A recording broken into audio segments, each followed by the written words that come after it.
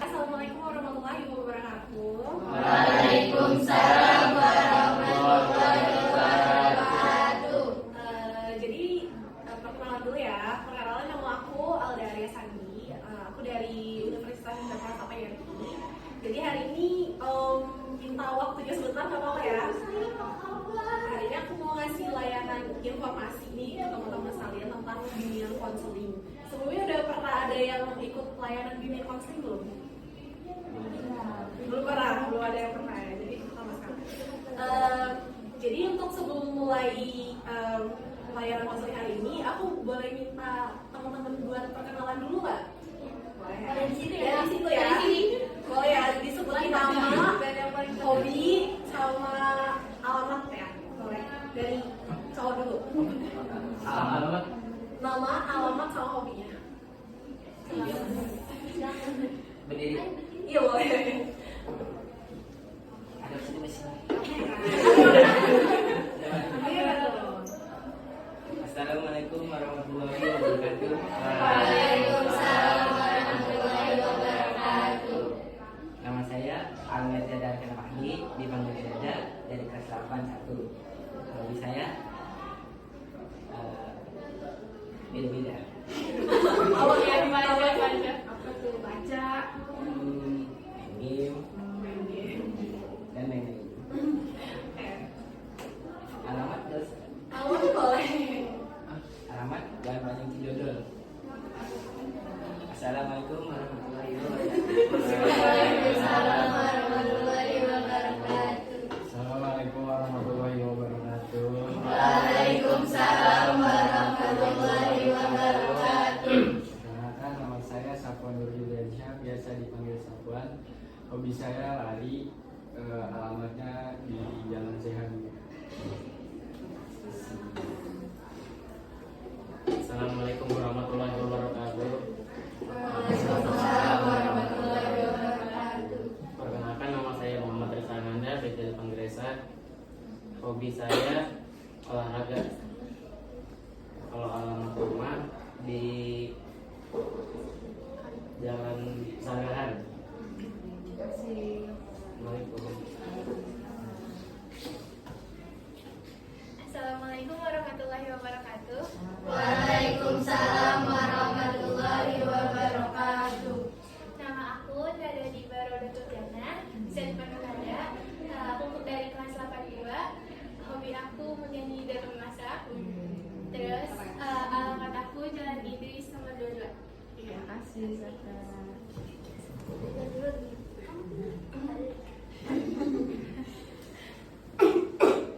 Assalamualaikum warahmatullahi wabarakatuh. Waalaikumsalam warahmatullahi wabarakatuh. Nama saya Syahla Mega Kurnia, biasa dipanggil Lala, panggil Imut juga boleh. Dari kelas 82. Nah, hobi aku menggambar atau mendesain. Terus alamat aku di Jalan Sari. Makasih kan. Waalaikumsalam.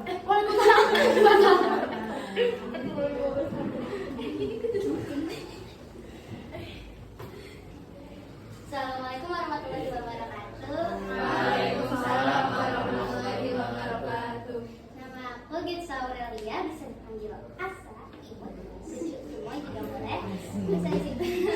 Hobi aku menyanyi sama memasak. Di situ kalau alamat rumah aku di Kebayoran Lama, Jalan Rangku, Komplek Bina Marga. Terima kasih. Assalamualaikum warahmatullahi wabarakatuh. Assalamualaikum warahmatullahi wabarakatuh. Waalaikumsalam warahmatullahi wabarakatuh. Nama aku Aisyah Yara. Hobi aku traveling. Asik. Alamat rumah aku di Jalan MM. Kasih kakak. Assalamualaikum warahmatullahi wabarakatuh.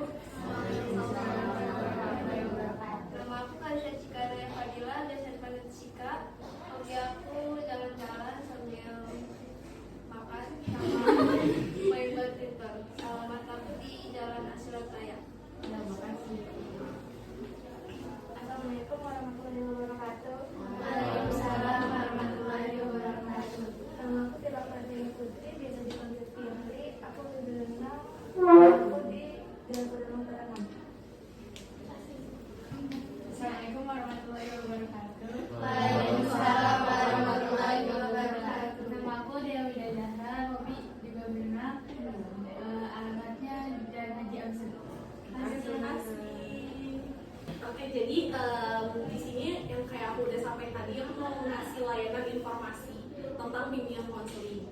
Nah, cuman pasti kalian belum tahu kan fungsi dari layanan konseling itu apa sih dan pengertiannya itu apa. Jadi aku mau bacain dulu ya adik-adik, apa sih layanan konseling itu dan fungsinya, manfaatnya buat kita semua itu apa. Jadi layanan informasi itu salah satu jenis layanan dalam bimbingan konseling yang bertujuan untuk memberikan data atau penjelasan kepada individu atau kelompok. Jadi agar mereka memahami diri, lingkungan, dan berbagai hal yang berguna dalam pengambilan keputusan. Jadi layanan informasi ini tuh aku ngasih sebuah informasi nih. Nah, nantinya ini bisa buat kalian semua ke depannya mungkin dalam mengambil keputusan itu berfungsi ya dalam pengambilan keputusan ke depannya. Nah, terus informasi apa sih yang mau dikasih tahu pada hari ini? Jadi untuk temanya itu anxiety. Ada yang pernah dengar anxiety nggak? Apa sih? Boleh disebutin? Grogi. Ada yang lain pernah dengar kayak mungkin nonton film, mungkin gitu kayak apa yang pernah dengar di TikTok atau di sosmed tentang anxiety? Pernah dengar? Jadi bener ya, anxiety itu sebuah gangguan kecemasan nih. Pasti setiap individu itu pasti ngerasain yang namanya gangguan kecemasan. Nah, jadi fungsi layanan informasi yang aku mau kasih ke kalian ini mungkin buat kalian semua yang pernah ngalamin yang namanya kecemasan pasti bakal apa sih solusinya, nanganinnya gimana caranya supaya nggak cemas berlebihan lagi gitu. Sebenarnya kalau untuk kecemasan itu setiap manusia tuh pasti ada rasa cemas lah ya, ada rasa takut. Cuman kalau yang terlalu berlebihan itu kan biasanya sangat mengganggu nih di kehidupan keseharian kan. Kalau udah terlalu takut, cemas pasti tidurnya susah, ya kan, kepikiran terus. Pasti semuanya pernah ngalamin kayak gitu kan. Nah, jadi di sini aku mau ngasih ilustrasi dulu ya, gambaran gimana sih anxiety itu.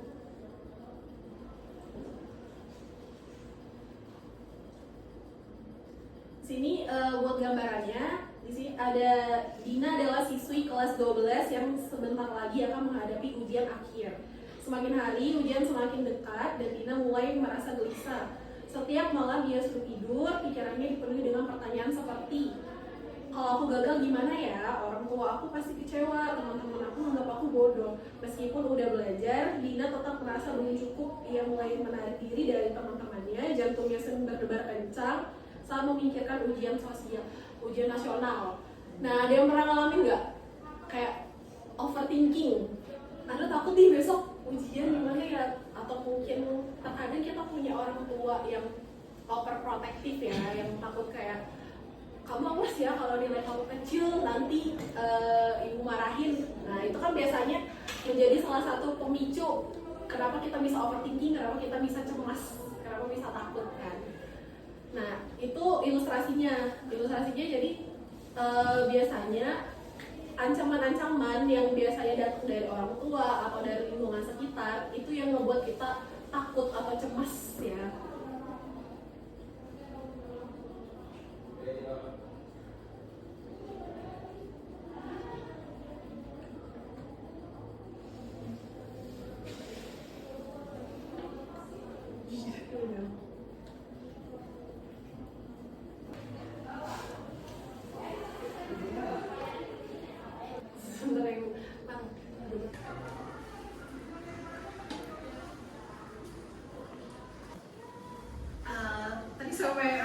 Sampai ilustrasi dari anxiety ya.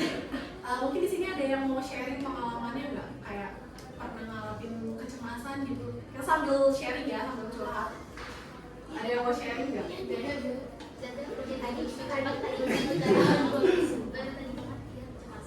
Kenapa? Sharing apa? Sharing aja bang. Ayo Zada sharing. Zada sharing dong. Ayo, siapa yang atau mungkin kamu mau sharing? Soalnya kelihatannya ceria banget ya. Siapa tahu kan ada yang disembunyiin gitu. Suka tiba-tiba overthinking.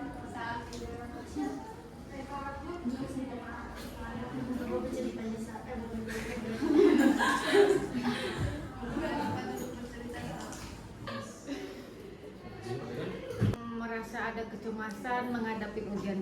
Hari ini saya mengalami kecemasan buat hari Rabu karena ada ujian praktek. Oh, kalau boleh tahu ujian prakteknya itu apa ya? Sholat 2 hari raya dan artinya. Oh, apa yang membuat kecemasan di diri Saya kamu sulit tuh? menghafal ini artinya. Oh gitu. Ya. Tapi saat maju atau di tes itu kamu bisa atau tidak? Bisa tapi tidak semuanya. Oh gitu. Terus respon dari gurunya? Apa bakalan mengulang lagi atau gimana? Disuruh ini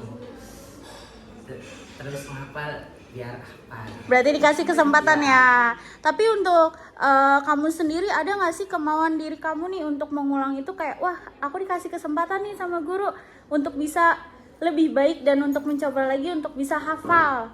Nah dari reaksi kamu nih yang tadinya cemas banget nih takut aduh ntar dikasih kesempatan nanti kedua kalinya kayak gini lagi gitu, ada nggak rasa kayak gimana nih dikasih kesempatan tapi harus belajar lagi, ada nggak niat untuk berubah untuk kayak memperbaiki hal-hal yang kayak gitu? Apa yang kamu perbaiki? Yang belum hafal. Ya. Belum hafal terus dihafal. Oh ya. Untuk sebelumnya nih kan kecemasan itu tidak ini kan kayak menggebu-gebu tuh dalam arti karena mungkin adek lupa, maksudnya kayak lebih banyak asik main game karena kan tadi hobinya lebih banyak kecenderung ke game ya. Itu bisa nggak tuh kalau misalkan udah dikasih kesempatan nih sama guru untuk lebih baik lagi untuk menghafalnya gitu ya, untuk dapat nilai yang baik lagi untuk kamu, itu bakalan bisa nggak kamu untuk mengurangi game atau apa gitu? Bisa? Benar. Benar ya. Oke, next time berarti kamu harus ngejaga diri kamu, kayak misalkan kedepannya besok saya ada ini loh maju satu-satu tes hafalan atau apa gitu ujian, berarti kamu harus nge-manage waktu kamu kayak berarti aku harus mengurangi kegiatan aku yang hari-hari main jadi ngepres ke iya, berarti kayak gitu ya. Oke, silakan, terima kasih.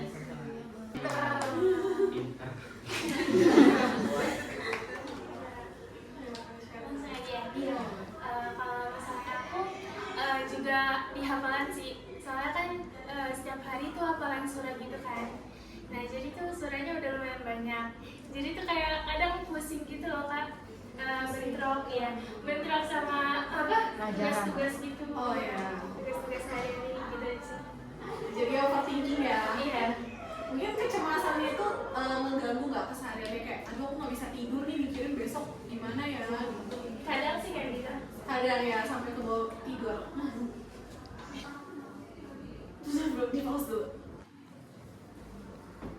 Jadi kecemasan kamu kayak lebih ke karena bentrok aja ya. Aku takut nih gimana caranya ngebagi waktu aku yang nggak bisa diatur ya, karena ada hafalan terus ada mata lain. Itu lebih ke supaya kamu biasanya itu kamu jadwalin aja, kayak besok ada hafalan nih, jadi kamu pilih dulu yang mana sumber prioritasnya, yang mana yang lebih penting menurut kamu antara hafalan ini atau pelajaran yang bentrok tadi.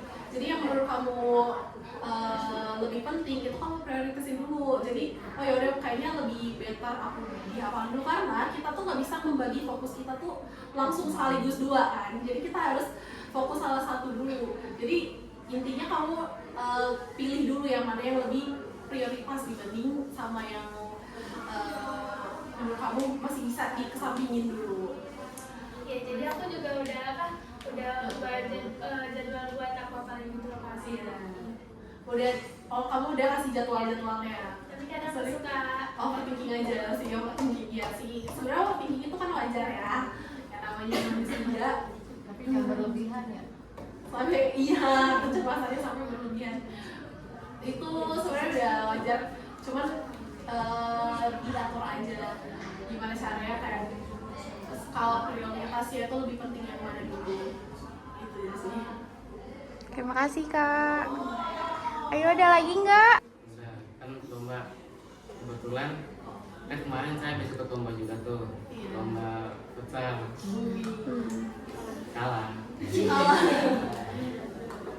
Jadi pas sebelum masuk ke lapangannya itu kan kita warming up dulu tuh di luar pemanasan. Dari tadi tuh sama bosnya, pede nggak? Terus semua bilang tuh pede aja, udah pede. Pas sampai buat saya terutama ya,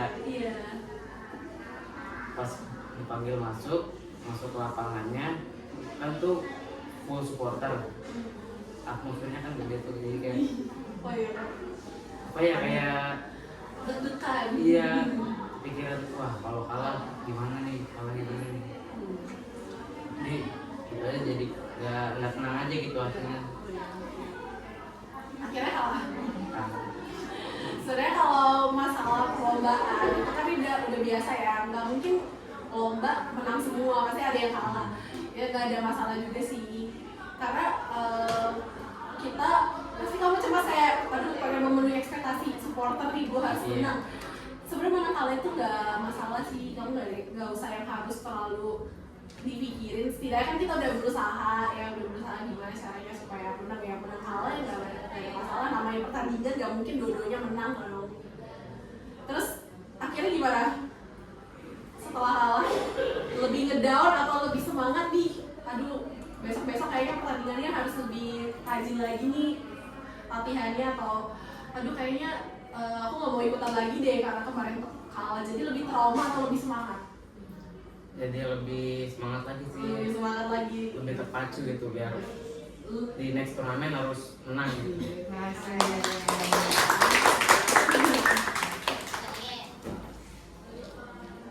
Yang sering kalian alami di kehidupan sehari-hari.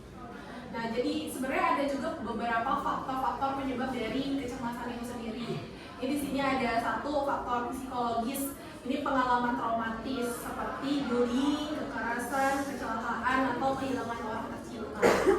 Nah, jadi biasanya pengalaman-pengalaman traumatis kayak gini tuh juga memicu kita tuh bisa anxiety, tiba-tiba cemas gitu, tiba-tiba takut. Apalagi yang namanya kan kita masih usia remaja ya, ini kan masih rentan banget nih yang namanya kena tiba-tiba cemas gitu, itu udah wajar banget ya. Terus di sini ada pola pikir negatif. Nah, ini biasanya itu datang dari diri kita sendiri. Kita yang terlalu overthinking nih, mikirin suatu hal yang belum kejadian. Pasti sering kan mikir, aduh gimana kayak yang tadi nih, aduh gimana kalau misalnya kalah gitu. Padahal itu aja belum terjadi gitu. Padahal itu belum terjadi. Takut juga, aduh gimana ya, takut dimarahin. Padahal kita nggak tahu ke depannya bakal ada yang dimarahin atau enggak kan. Cuman overthinking aja gitu, mikirin suatu hal kemungkinan yang buruk itu bakal terjadi, padahal dilaksanain aja belum. Terus di sini ada tekanan hidup, kayak masalah keluarga, tuntutan akademik atau pekerjaan.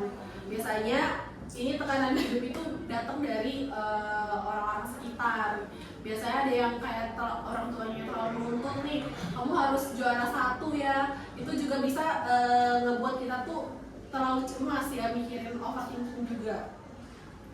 Terus di sini ada faktor biologis. Biasanya faktor biologis ini itu ketidakseimbangan kimia otak, itu dia udah dari tubuh kita sendiri ya, yang disebabkan oleh lingkungan sekitar kita.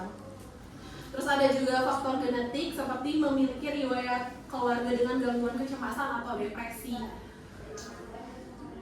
Ini dia udah faktor anxiety-nya tuh udah tingkatnya tinggi. Nah, terus ciri-ciri anxiety itu kayak gimana aja sih? Apa aja sih yang dirasain kalau kita lagi kena anxiety?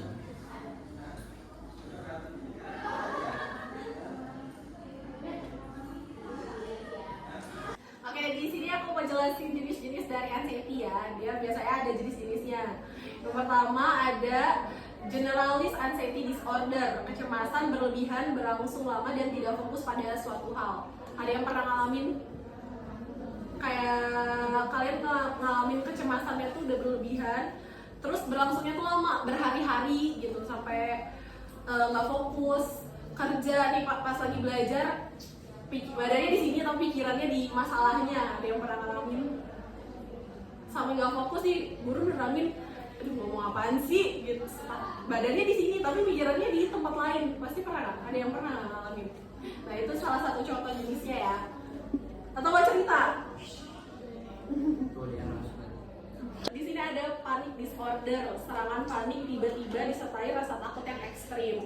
Jadi tiba-tiba panik aja gitu ya.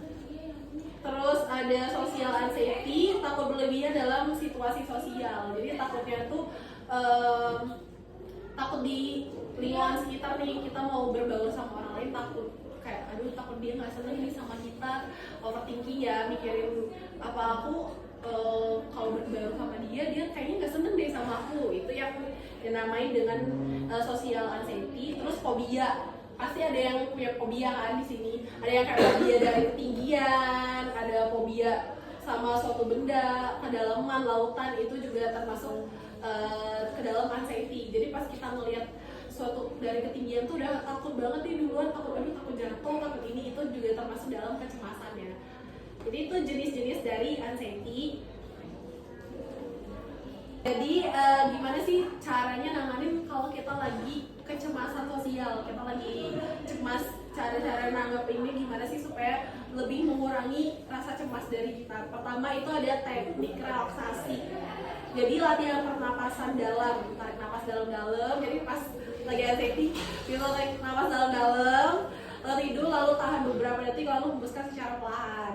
Jadi ini penanganan pertama nih kalau lagi panik, tarik napas dalam aja dulu. Terus ada meditasi. Ini lebih kayaknya ke pas kalian lagi sendiri aja sih. Biasa meditasi. Ada yang pernah meditasi? Gak pernah, belum pernah nyoba meditasi.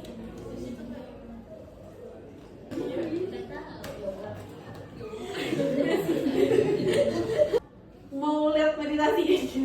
Jadi meditasi itu kayak kalian nih lagi memfokuskan diri kalian tuh kepada suatu hal gitu. Jadi buang dulu nih pikiran-pikiran jahatnya, kalian tenangi diri dulu, fokus sama masalah. Jadi biasanya meditasi ini lebih cocok pas kalian lakuin sendirian. Kalau meditasi pas lagi rame-rame kayaknya agak aneh ya, karena kan pasti bakal terganggu, terdistract sama orang-orang di sekitar. Terus ada relaksasi otot, itu mengencangkan dan melepaskan otot tubuh secara bergantian atau untuk meredakan ketegangan. Ini juga bisa kalian lakuin. Tadi yang suka futsal itu kan biasanya meredakan otot juga kan, olahraga. Itu juga salah satu hal bisa buat mengurangi kecemasan kita. Dari kakak hari ini makasih banyak ya waktunya udah diluangin semuanya, terus sudah mau sharing juga. Kakak tutup ya. Wassalamualaikum warahmatullahi wabarakatuh. Waalaikumsalam warahmatullahi wabarakatuh. Aku malah di sini dapat 3 ya, Kak. Kamu nggak mau sharing jadi nggak jadi dapet 3 dong. Aku sekarang Baca cerita juga.